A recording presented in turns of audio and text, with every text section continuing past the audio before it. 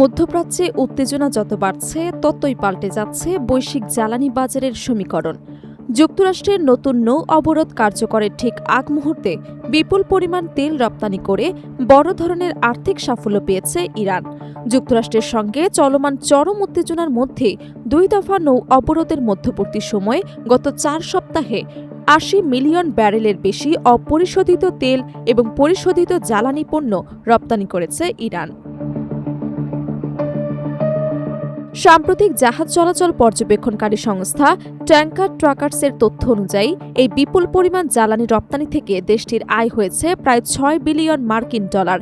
এমন এক সময় এই রপ্তানি সম্পন্ন হল যখন হরমুজ প্রণালীকে ঘিরে যুক্তরাষ্ট্র এবং ইরানের মধ্যে সামরিক এবং কূটনৈতিক উত্তেজনা নতুন করে চরমে পৌঁছেছে। সংস্থাটির প্রকাশিত প্রতিবেদনে বলা হয়েছে, ইতোমধ্যে বিপুল পরিমাণ তেল বিদেশে পাঠানো হলেও আরও কয়েক মিলিয়ন ব্যারেল জ্বালানি রপ্তানির অপেক্ষায় রয়েছে। একই সঙ্গে তারা জানিয়েছে, পূর্ব নির্ধারিত সময়ের প্রায় 1 মাস আগেই মার্কিন নৌবাহিনী ইরানের বিরুদ্ধে নতুন করে কঠোর নৌ অবরোধ কার্যকর করার প্রস্তুতি নেয়। ফলে অবরোধ শুরু হওয়ার আগেই যতটা সম্ভব তেল আন্তর্জাতিক বাজারে পৌঁছে দেওয়ার চেষ্টা করছে তেহরান। প্রতিবেদন অনুযায়ী বর্তমানে ইরানে প্রায় 30 মিলিয়ন ব্যারেল অপরিশোধিত তেল এখনও রপ্তানির অপেক্ষায় রয়েছে।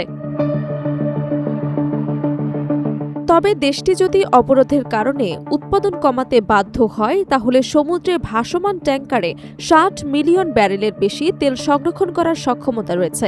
অর্থাৎ স্থলভাগের পাশাপাশি সমুদ্রীয় বিকল্প মজুত ব্যবস্থা তৈরি করে রেখেছে ইরান, যাতে আন্তর্জাতিক নিষেধাজ্ঞা বা সামরিক চাপের মধ্যেও রপ্তানি কার্যক্রম পুরোপুরি বন্ধ না হয়ে যায়।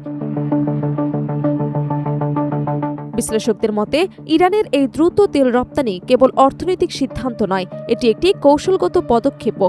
কারণ নতুন অবরোধ কার্যকর হবার আগে বৈদেশিক মুদ্রা অর্জনের পাশাপাশি আন্তর্জাতিক ক্রেতাদের সঙ্গে সরবরাহ চেইন সচল রাখাও তেহরানের জন্য অত্যন্ত গুরুত্বপূর্ণ।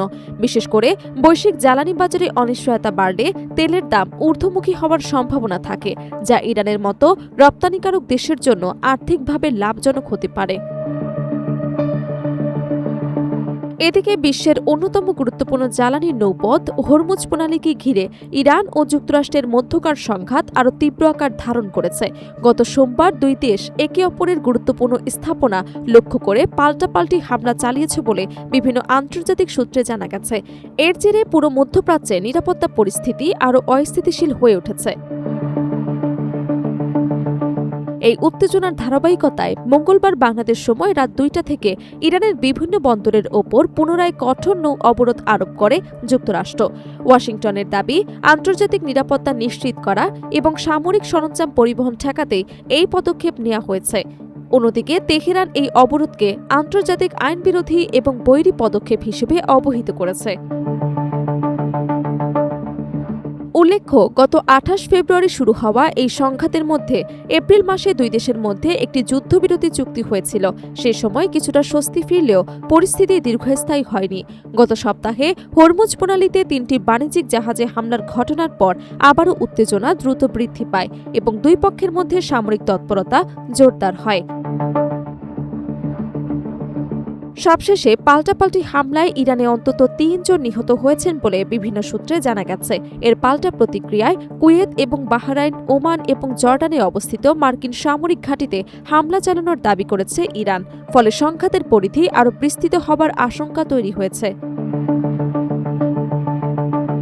বিশ্ব জ্বালানি বাজারের জন্য হরমুজ প্রণালীর গুরুত্ব অত্যন্ত বেশি। প্রতিদিন বিশ্বের উল্লেখযোগ্য অংশের অপরিশোধিত তেল এই নৌপথ দিয়ে আন্তর্জাতিক বাজারে পরিবাহিত হয়। ফলে এখানে সামান্য অস্থিরতাও আন্তর্জাতিক তেলের দাম, পরিবহন ব্যয় এবং বৈশ্বিক অর্থনীতিতে বড় ধরনের প্রভাব ফেলতে পারে।